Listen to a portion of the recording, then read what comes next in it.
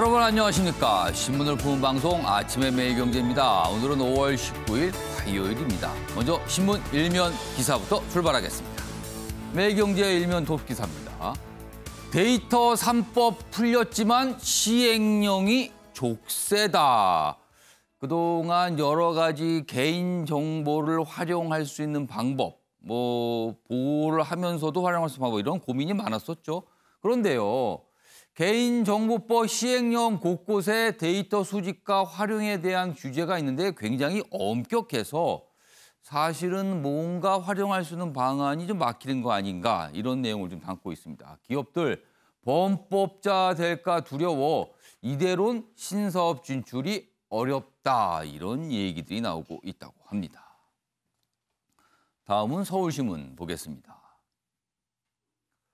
문재인 대통령 진실을 고백할 땐 화해의 길이 열릴 것이다. 이렇게 얘기했습니다. 어제입니다. 5.18 민주화운동 40주년 기념식에서 이렇게 강조를 했습니다. 용기를 내서 진실을 고백을 할 때 화해와 용서가 있을 수 있다고 강조한 겁니다. 발포 명령자, 민간인 학살 의혹 밝혀내고 개헌을 한다면 헌법 전문에 5.18 뜻을 살려야 한다는 점도 강조했습니다. 이번엔 동아일보 보겠습니다. 정의연 위안부 쉼터 지금 계속 논란이 되고 있습니다. 그런데요, 회계평가에서 F를 받았다는 내용이 좀 뒤늦게 알려졌습니다. 2015년 사회복지공동모금회가 뭔가 평가를 했어요. 이 쉼터 운영과 관련해서. 그러나 회계 부분에서는 F를 받았다는 겁니다. 낙제 아닙니까, F는요. 그리고요, 여기 보면 그 평가의 이유가 있는데 영수증 미비 그리고 절차 위반 이런 이유였다고 합니다. 그리고요, 윤미향 당선인 아파트 이 매매 이 부분도 또 논란이 되고 있는데 아파트 산 돈 출처에 말을 바꿨다. 처음에는 집 팔아 자금 마련했다는데 뭐가 좀 논란이 되고 시간이 지나니까 당시에 모아뒀던 적금을 깬 것이다. 이렇게 또 말이 바뀝니다. 그래서 또 논란이에요. 자, 이번엔 조선일보 확인해 보겠습니다. 기사가 이쪽에 있습니다. 역시 정대협, 정의연의 이제 전신이죠. 관련 기사가 또 있습니다. 정대협에서도 5년간 2억 6천만 원 증발이다, 이렇게 돼 있습니다. 전 참여연대 간부 김경률, 이분은 전문가시죠. 분석을 했는데 뭔가 비어 있다는 겁니다. 지금요, 회계장부상으로. 그래서 여러 가지 이 돈이 여기 보면 이렇게 좀 추정을 했는데 횡령 가능성 배제 못한다, 이렇게 분석이 나왔습니다. 그리고 앞서서 정의연은 국고보조금 회계장부상으로 뭔가 누락된 부분 지적을 받고 있죠. 그런데 앞서서 정대협 역시 5년간 뭔가 비어 있다라는 겁니다. 장부상으로. 여러 가지 문제점이 좀 드러나고 있습니다. 이 부분에 대해서도 오늘 좀 정의연이나 정대협 과거 인물들께서 뭔가 좀 해명을 좀 하셔야 될 것 같습니다. 자, 지금까지 일면 기사 짚어봤고요. 오늘도 네 분 패널 자리하셨습니다. 한 분씩 소개해드리겠습니다. 먼저 최경선 매일경제 논설위원 자리하셨고요. 그 옆에는 김상희 시사평론가 나오셨습니다. 그리고 윤기찬 변호사, 양지열 변호사도 자리하셨습니다. 안녕하세요.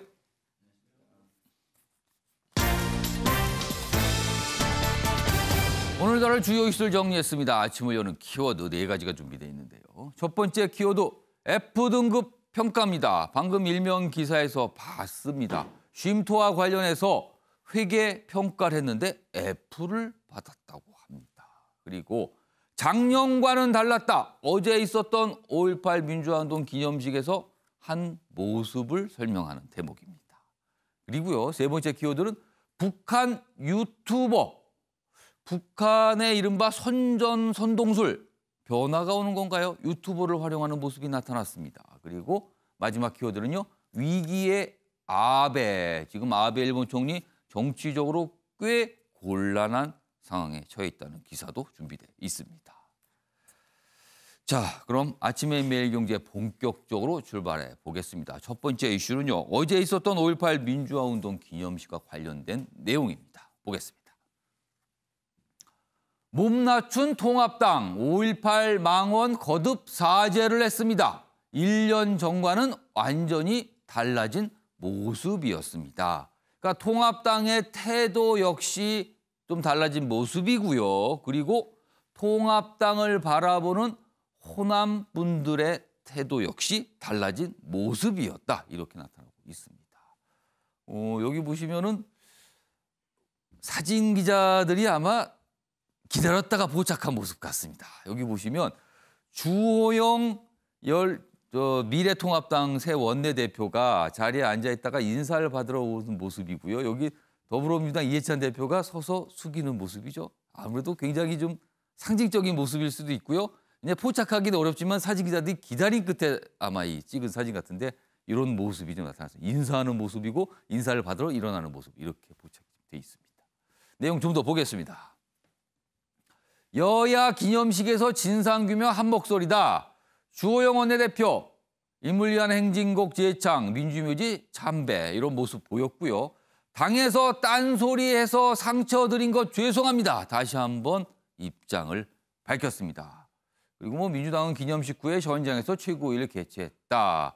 그리고 초청 못 받은 미래한국당도 민주묘지를 참배했다. 뭐 이런 내용까지 좀 담겨 있습니다. 자, 그럼요. 여기 뭐 기사 내용이 1년 전과는 완전히 달랐다 이렇게 돼 있는데 이와 관련된 영상 확인해 보겠습니다.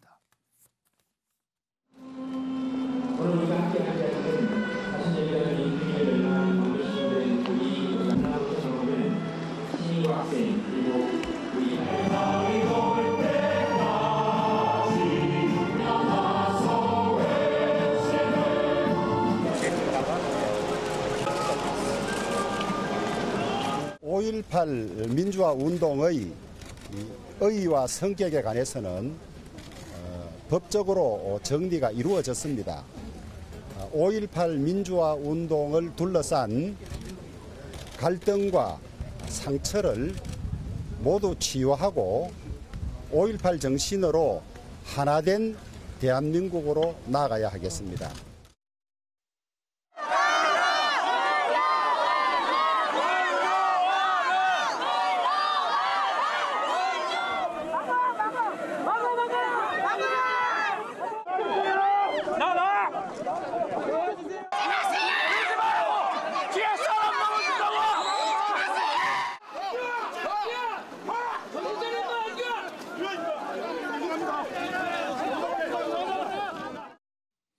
네, 어제의 모습과 1년 전 모습을 차례대로 영상으로 좀 확인해 봤습니다. 최영선 의원님, 1년 사이에 많이 달라진 모습 분명히 보입니다.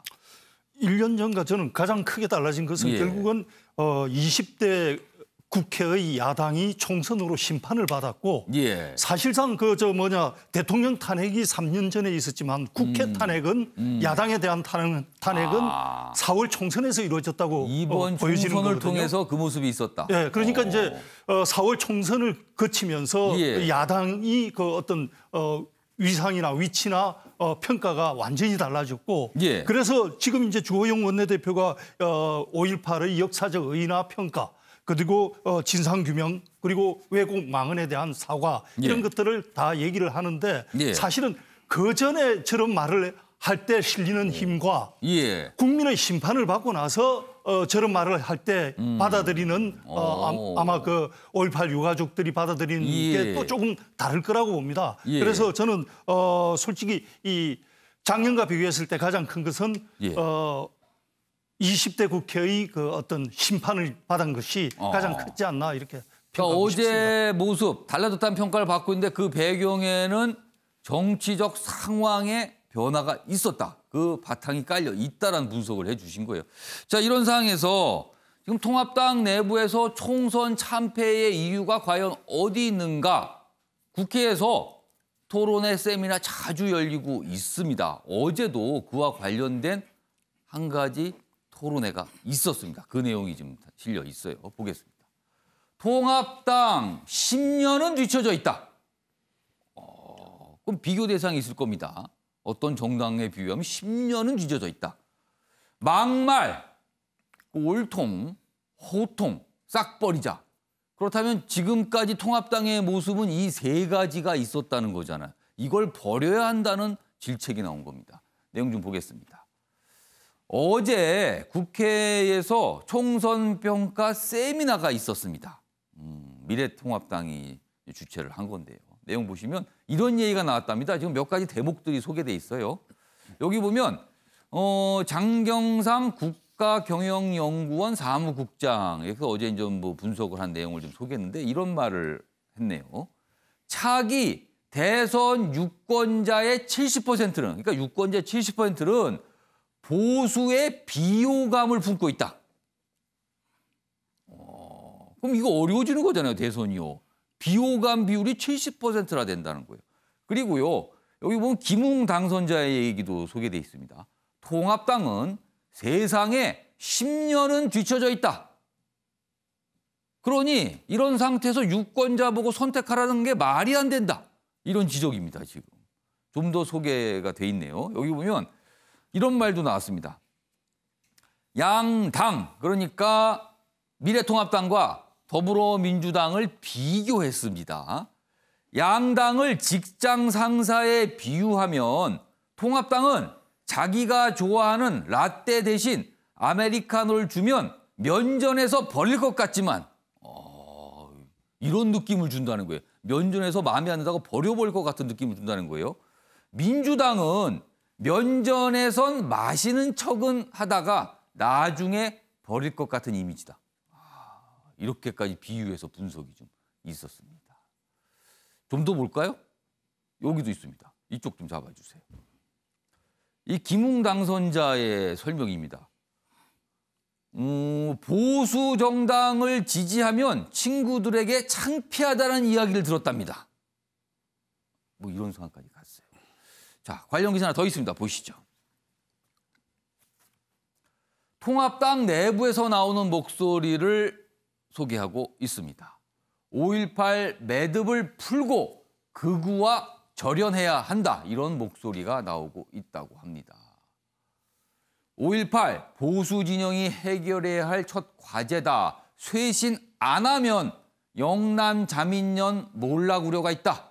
그리고요, 극우가 보수 본류 같은 상황 비정상이다. 이런 지적들이 당에서 나오고 있다고 합니다. 요 부분은요, 먼저 윤기찬 변호사 지금 통합당에 계시니까 이 내용에 대한 질문을 먼저 드려야 될 것 같아요. 윤기찬 변호사는 지금 기사 2개 제가 소개해드렸거든요. 이런 질타죠? 질타에 공감하십니까?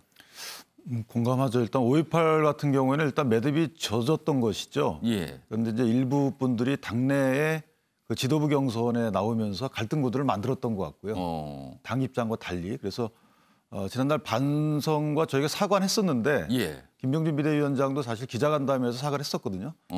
저런 목소리는 허위이고 당의 목소리가 아니다. 국민께 사과한다는 말씀도 했는데 이제 진정성 있게 받아들여지질 않았던 것이죠. 징계 수위나 징계 지연이나 이런 것 때문에 이번에 주호영 원내대표 당대표 권한대행이 마무리졌던 것 같고 당의 정책 노선과 관련해서도 사실은 총선 패배가 문제가 아니고 실제 세계적 흐름을 보면 1890년도부터 1930년대까지는 사실 국가가 개입하지 말라는 이런 입장이었고 그 후에 공황이 오면서도 국가가 개입하다가 다시 1970년대 이후에는 국가가 개입하지 말라 이렇게 흘러가고 있거든요. 지금은 다시 이제 국가가 개입해야 될 필요성이 있다라는 세계적 흐름인데 경제 정책만 볼 때 지금 보수당이라는 입장에서 이념에 매몰돼 있다. 그래서 사실은 국민의 재화가 골고루 배분되는 문제도 그러니까 사회적 안전망 문제도 신경 써야 되는 입장이다. 이런 목소리를 내는 분들이 보수의 다수예요, 사실은. 왜냐하면 공동체가 무난히 유지될 수 있도록 하는 것이 보수의 이념이기 때문에 그러려면 그로부터 벌어지는 여러 가지 부작용을 개혁해야 되는 거거든요. 그래서 예를 들면 뭐 기본소득 같은 것도 일부 나옵니다, 목소리가 보수에서. 그리고 다만 기본소득을 말하면서 노동개혁도 같이 하고 기업규제도 일부 풀자라는 세 가지 이제 3종 세트가 나오고 있는데 이런 부분들은 이념하고 상관없는 공동체 유지 차원에서 필요한 것들이거든요. 일본 젊은 목소리도 많이 나오고 있고 그래서 저는 이제 지난 보수의 행보를 보면 이념에 연역적으로 너무 매몰돼 있는 행보를 해왔다. 현실을 반영한 기납적인 정책이 나오지 않았다는 측면에서 지금 많은 목소리가 나오고 있고 공감하고요. 상당 부분 보수가 좀 어떤 사회 현실에 부합하는 정책 노선으로 갈 것으로 저는 기대를 하고 있습니다. 그러니까 지금 앞선 두 개의 기사는 주로 보면은 통합당과 관련된 어떤 태도의 문제에 대한 질책이 참 많았거든요. 근데 윤창현 변호사께서는 그거와 아울러서 지금까지 보수 정당이 추구했던 어떤 정책 방향, 정책 노선 이런 거에도 지금은 조금 더 생각할 시점이 아닌가 이런 것까지 곁들여 주셨습니다. 요 기사 잠깐 요 대목 볼게요. 요 김상일 평론가께 질문 드릴게요. 여기 보면 두 당을 비유해서 나타난 표현이 있어요.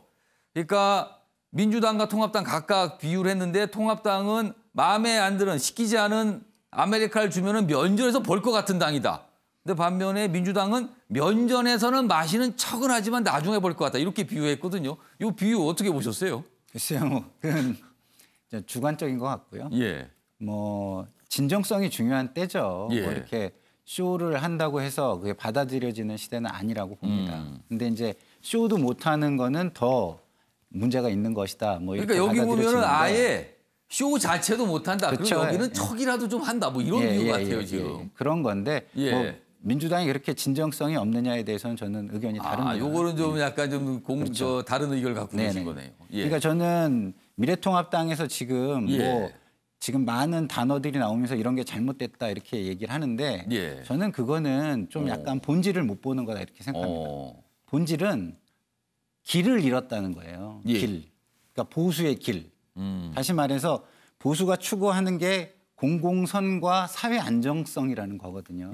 그거는 국민을 위한 거예요. 그러니까 국민을 위해서 이 방향을 견지를 하면 수단들은 거기에 따라오는 겁니다. 근데 수단을 앞에 놓고서 생각을 하는데 그 수단이 또 자기들의 기득권과 이익을 지키는 쪽으로 이게 그 편향이 돼 버리니까 길은 완전히 사라져버린 거죠. 방향성은 완전히 사라져버린 거예요. 그러니까 보수라는 말을 하지만 과연 보수의 길을 가는가 이건 아닐 것 같다는 그렇죠. 거네요. 지금요. 그러니까 제가 지금 미래통합당이 그 너무 본인들이 다시 이거 다시 자신들의 당세를 다시 그 일으켜 세워야 된다. 이거에 또 매몰되는 거 아닌가 저는 이런 생각이 들어요. 그래서 지금 뭐 그게 나쁘진 않지만 근본적인 해소를 위해서는 보수의 길이 뭔지 정체성이 뭔지 거기에 국민을 앞에 우리가 세워놓고 생각하는지 이걸 바로 세워야지 뭐 방법론만 이야기하는 거는 좀 약간 그 미봉책이다 이런 생각이 듭니다. 저는.